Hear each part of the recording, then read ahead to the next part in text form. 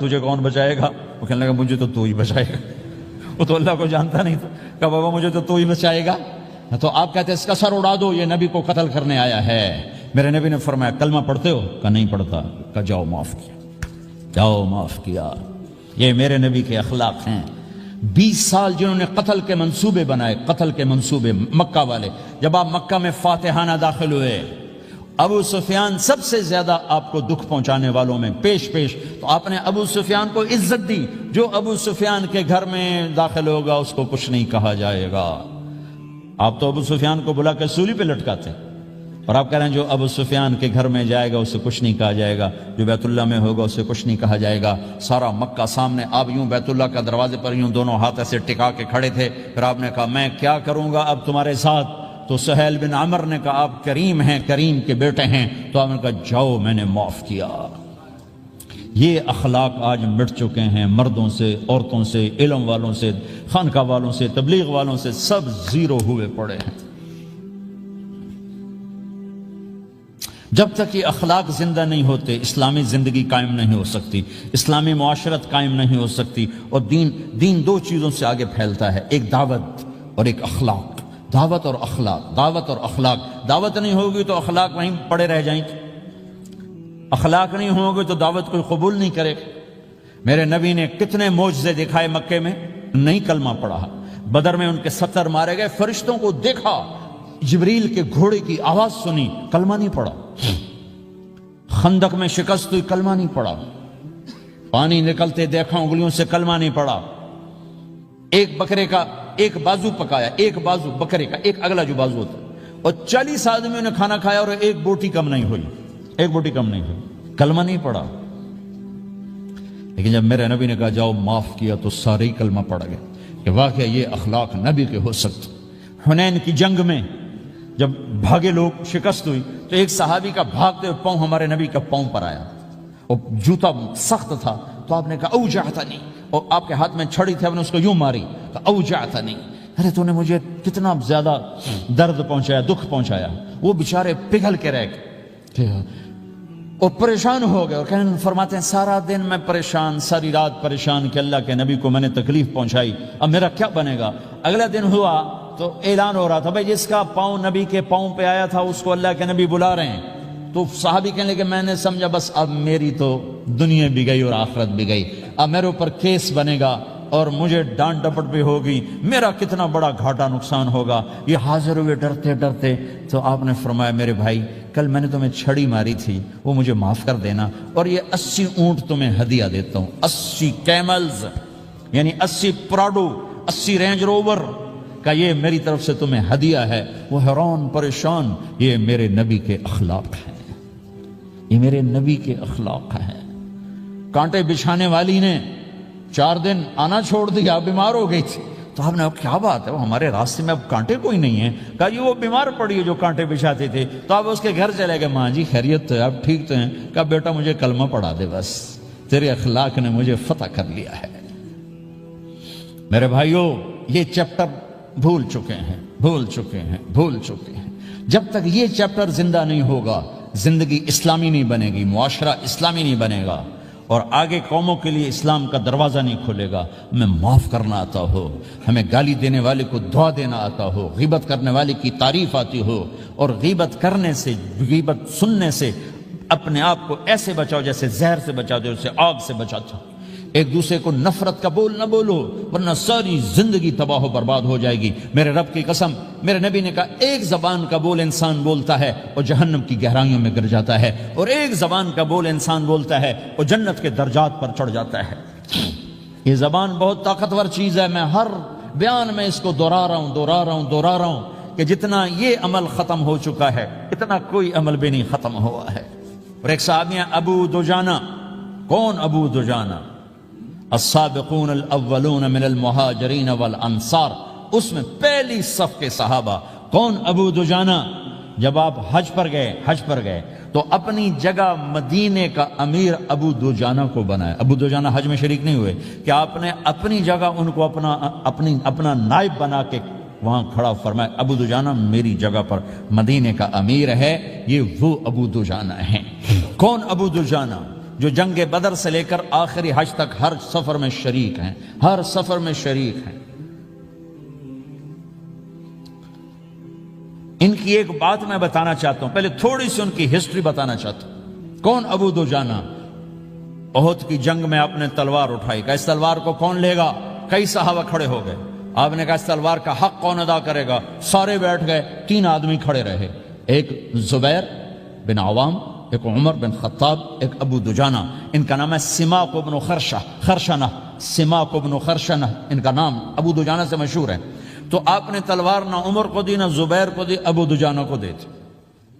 تو عمر رضی اللہ عنہ نے تو محسوس نہیں کیا، حضرت زبیر نے محسوس کیا کہ اس کو کیوں دی، مجھے کیوں نہیں دی؟ میں مہاجرین میں سے ہوں، میں پھوپھی کا بیٹا ہوں، میں اس سے دلیری میں کم نہیں ہوں۔ بلکہ حضرت زبیر کی دلیری کی تو دھک تھی، جدھر سلوار چلتی تھی کاٹتی چلی جاتی تھی، کہنے کہ میں دیکھوں گا یہ کیا کرتا ہے۔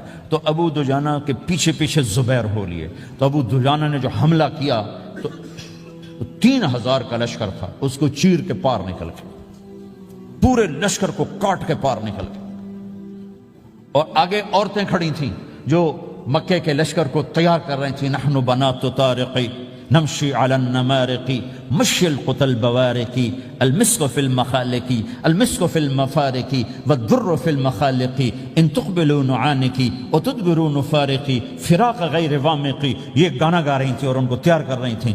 تو جب ابو دجانہ کی تلوار نظر آئی تو سب بھاگی، ہندا پکڑی گئی۔ تو آپ نے یوں اپنی تلوار ہندا کے سر پر رکھی، انہوں نے چیخ ماری، تلوار ہٹا لی۔ تو زبیر پیچھے پیچھے کہ کیا کیا ہے؟ جنگ میں اگر کوئی عورت حصہ لے اسے مارنا جائز ہے، ویسے جائز نہیں ہے، عورت کو، بچے کو، بوڑھے کو ہاتھ لگانا جائز نہیں ہے۔ تو انہوں نے کہا تلوار کیوں نہیں چلائی؟ کہا میرے محبوب کی تلوار ہے، عورت کے خون سے رنگین کر کے اس کی شان نہیں گھٹانا چاہتا، یہ میرے نبی کی تلوار۔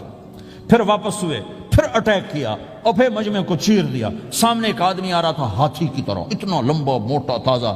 تو زبیر کہنے لگے میرے جی میں آیا کبھی اس کی ٹکر ہونا، پھر میں دیکھوں ابو دجانہ کیا چیز ہے۔ تو اللہ کا کرنا ایسا ہوا، ابو دجانہ دونوں آمنے سامنے ہو گئے۔ تو وہ ایسے شاہ سوار تھے کہ دونوں طرف کے لشکر ذرا تھم گئے اور وہ دونوں بھڑ گئے۔ ابو دجانہ کے اپنے جوہر، اس پہلوان کے اپنے جوہر، غبار اٹھا، مٹی اٹھی، اور اس کی اپنی طاقت، ان کی اپنی طاقت، انہوں نے ابو دجانہ کو اس نے زخمی کر دیا۔ ابو دجانہ نے جو جوش میں آ کے ماری تلوار، اس کو لگی یہاں، تو اتنی طاقت سے لگی کہ اس کے نیچے اتر کر 2 ٹکڑوں میں تقسیم کر دی۔ یوں ماری تو ایک حصہ ادھر، ایک حصہ، پھر یوں دیکھا اور اپنے چہرے سے لوہی کی ٹوپی اتاری، کما ترا انا ابو دجانہ، کیا دیکھ رہے ہو؟ میں ہوں ابو دجانہ، تلوار صحیح لی ہے میں نے، غلط نہیں لی۔ یہ ابو دجانہ ہیں۔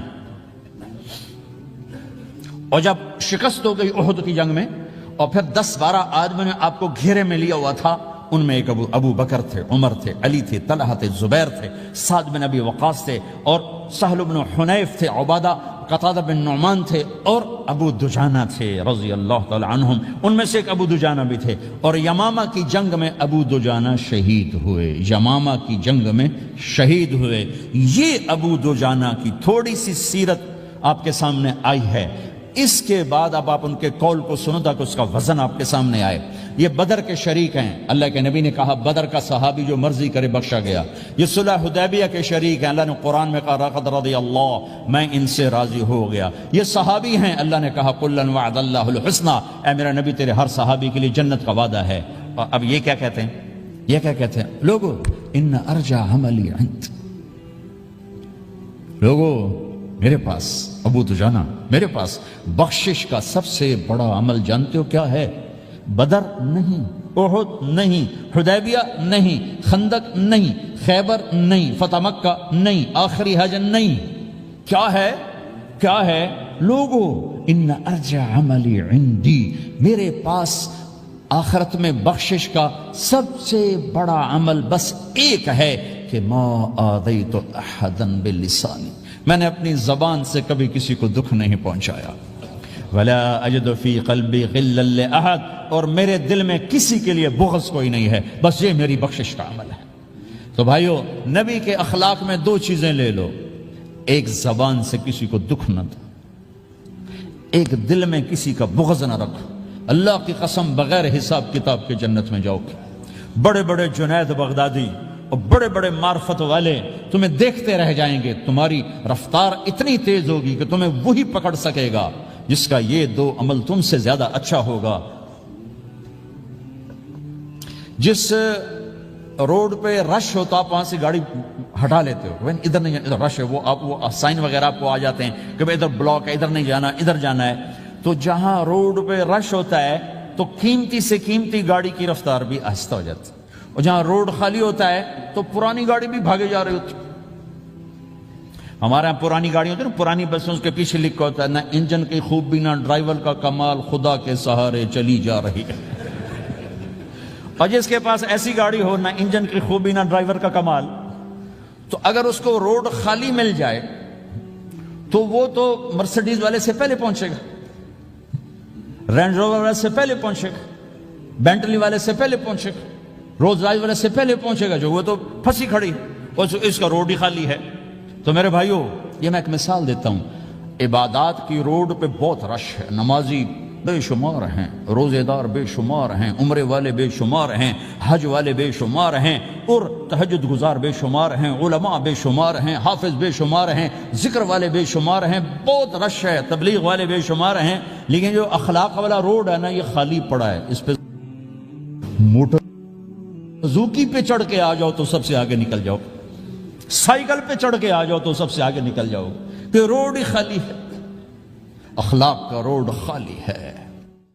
یہ جنت کے نوجوانوں کے سردار ہیں، انہیں کربلاؤں میں سر کٹانے کی کیا ضرورت تھی؟ ہاں تھی، تاکہ کوئی یہ نہ کہے شراب نہ بیچوں تو کام کیسے کروں، کوئی یہ نہ کہے نماز کیسے پڑھوں، میں تو ڈیوٹی پہ ہوتا ہوں، کوئی یہ نہ کہہ سکے کہ میں روزہ کیسے رکھوں، میں تو محنت مزدوری کرتا ہوں، کوئی یہ نہ کہہ سکے میں پردہ کیسے کروں، میں تو اوسلو میں رہتی ہوں، میں کیسے پردہ کروں، میں تو پردہ نہیں کر سکتی، میں تو اوسلو میں رہتی ہوں۔ یہاں سر نیزوں پہ چڑھ گئے اور بدن ٹکڑے ٹکڑے ہو گئے، اور یہ پیغام سنا دیا کہ دین یوں زندہ کیا جاتا ہے۔ جنوں کے شہر میں سر بیچتے تھے مفت دیوانے، ادا کرنے یہی خوش رسم ہم بازار میں آئے۔ یہ یوں نمازیں پڑھ کے دکھائیں، سورج نصف النہار، سورج سر پہ آیا، یوں ڈھلا اور ظہر کا وقت داخل ہوا، تو امام حسین علی مقام نے اپنے جھنڈے بردار زہیر رضی اللہ تعالیٰ عنہ، 3 جھنڈے تھے، ایک زہیر کے پاس، ایک بھائی عباس کے پاس، ایک حبیب کے پاس، زہیر رائٹ پر، عباس درمیان میں، حبیب لیفٹ پر۔ تو زہیر کو بلا کر فرمایا ان سے کہو ہمیں نماز پڑھنے کے لیے تھوڑی مہلت دے دو، نماز کی اب بھی ضرورت ہے، اب بھی ضرورت ہے، اب تو جنت تیار ہو چکی ہے، اب تو حوریں باہیں پھیلائیں کھڑی ہیں استقبال کرنے کے لیے، جنت کے دروازے کھل چکے ہیں، اب ضرورت کیا ہے؟ ہاں ہے اوسلو والوں کو پیغام دینا ہے کہ زیر خنجر بھی یہ پیغام سنایا ہم نے، اوسلو والوں کو پیغام دینا ہے کہ تم 100 میں 2 بھی نمازی نہیں رہ چکے ہو، کوئی 100 میں 1 ٹوٹا پھوٹا نمازی پھرتا نظر آتا ہے، انہیں پیغام دینا ہے کہ یوں نمازیں پڑھی جاتی ہیں، نہ بھی پڑھتے تو جنت تیار تھی۔ جنگ سے پہلے اونگ آ گئی، آنکھ کھلی تو ہنسنے لگے۔ بہن زینب نے پوچھا بھائی کیوں ہنسے ہو؟ فرمایا اللہ کے رسول کو خواب میں دیکھا ہے، کہہ رہے ہیں بیٹا میں لینے کے لیے آ چکا ہوں۔ تو نہ پڑھ ہون کیڑی گل نماز دی، نہیں ہے، اگلی امت کوئی نہیں پڑھنی، انہوں نے دسنا ہے، این پڑھی جاندی ہے، سرے دار تکبیریں کہی جاتی ہیں، خون آلود پیشانیوں سے سجدے کیے جاتے ہیں، کٹے ہوئے بدنوں کے ساتھ تکبیریں پڑھی جاتی ہیں، فوارہ بنے ہوئے جسموں کے ساتھ تکبیریں پڑھی جاتی ہیں۔ یہ پیغام سنانا ہے کہ کل قیامت کے دن کوئی یہ نہ کہہ سکے میں کیسے پڑھتا، کوئی یہ نہ کہہ سکے میں ہوٹل کیسے چلاتا اگر شراب نہ بیچتا، بیچ دے ہوٹل، ریڑی لگا لے، یا اللہ کے سامنے کھڑا ہونے کا منکر ہو جا، یا محمد مصطفیٰ کی رحمتوں کا احسانات کا انکار کر دے کہ میرے تے کوئی احسان نہیں، میرے نبی دا میں جو کیتا ہے آپ کیتا ہے۔ کس کے سامنے جانے والے ہو؟ جس کی اولاد کے کٹے سر اس کے سامنے ہوں گے۔ تمہاری بیٹیاں زینب سے زیادہ قیمتی ہیں، تمہارے بیٹے حسین سے زیادہ قیمتی ہیں، یا اپنی تاریخ بدل دو، کتابوں کو آگ لگا دو، جنت کو آگ لگا دو، دوزخ کو پانی سے بجھا دو۔ اور اگر یہ نہیں کر سکتے تو توبہ کرو، اس طرز زندگی سے باز آؤ۔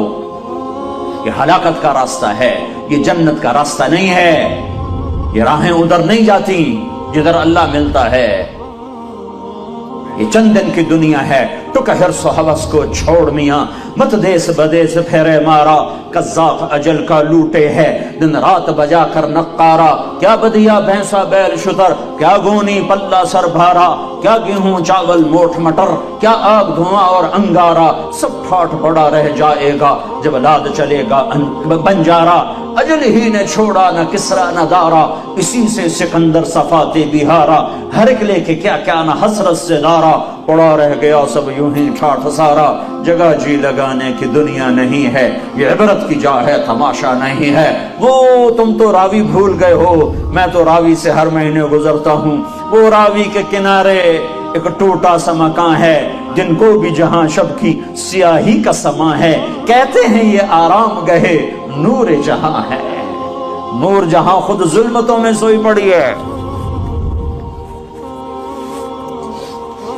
زہیر نے گھوڑا آگے بڑھایا اور شمر سے کہا جنگ روکو، ہمیں نماز پڑھنے دو۔ اس نے کہا ہم تمہیں نماز میں بھی زندہ نہیں چھوڑ، قتل کرے، تمہیں نماز میں بھی قتل کرے، نماز کی کوئی چھٹی نہیں ہے۔ تو انہوں نے واپس آ کے عرض کی حضور وہ نماز کی اجازت نہیں دے رہے۔ تو آپ کہتے چلو ٹھیک ہے لڑو مرو، کہا نہیں نہیں نہیں، اوسلو والوں کو پیغام دینا ہے، وہ سوئے پڑے ہیں۔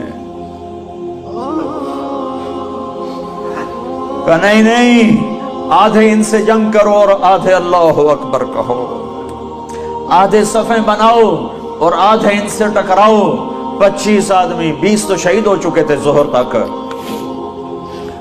یہ ایسے نمازی دھرتی نے کبھی نہیں دیکھے، آسمان نے کبھی نہیں دیکھے، فرشتوں نے کبھی نہیں دیکھے کہ اپنے خون سے وضو ہو رہا ہے، یہ کربلا کی مٹی سے تیمم ہو رہا ہے۔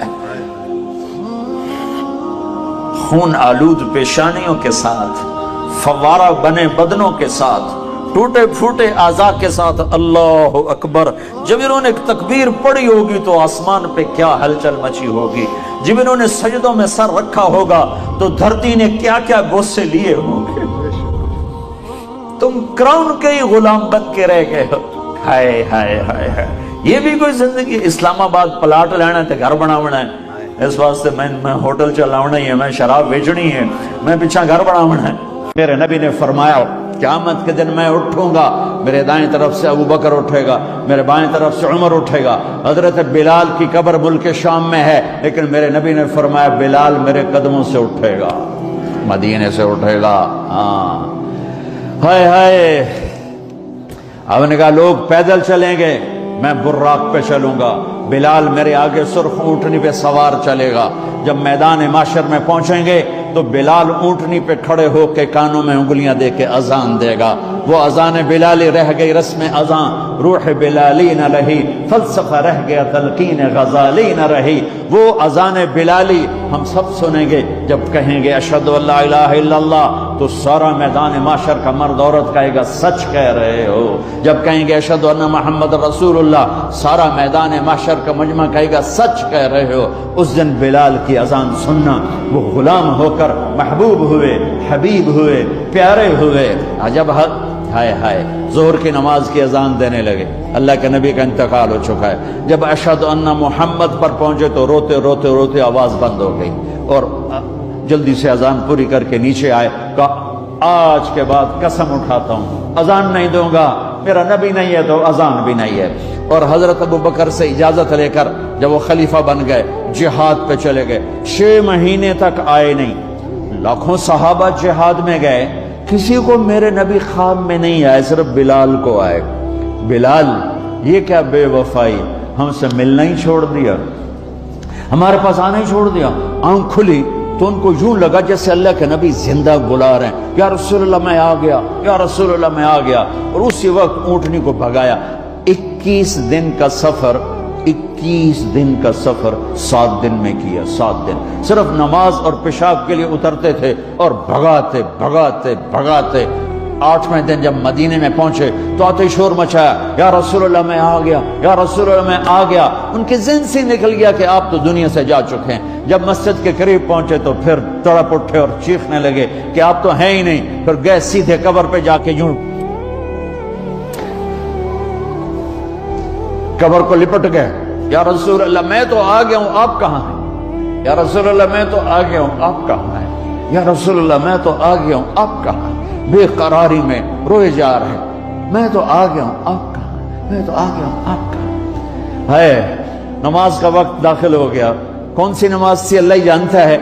और सबको पता था बिलाल ने कसम खाई है कि अजान नहीं देंगे, लिहाजा किसी को जरूरत नहीं हो रही कि बिलाल से कहें आज अजान बिलाली सुना दे। तो चंद सहाबा को ख्याल आया कि नबी के नवासों को सिफारशी बनाते हैं। हसनैन, आपने फरमाया मेरी आंखों की ठंडक हसन और हुसैन, मेरे जन्नत के फूल हसन और हुसैन। आप उन दोनों को उठाते और दोनों को सीने से लगाते और कहते अल्लाह मैं इनसे प्यार करता हूं, तू भी इनसे प्यार फरमा, और जो इनसे प्यार करे उनसे भी प्यार फरमा, और जो इनसे बुग़्ज़ रखे उनसे बुग़्ज़ रख, जो इनसे नफरत करे उनसे नफरत कर, जो इनसे प्यार करे उनसे प्यार कर।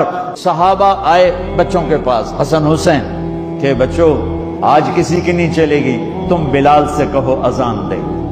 तो ये दोनों नन्हे मुन्ने भाई, हसन 7 साल के, हुसैन 6 साल के, 10 महीने का फर्क था दोनों भाइयों।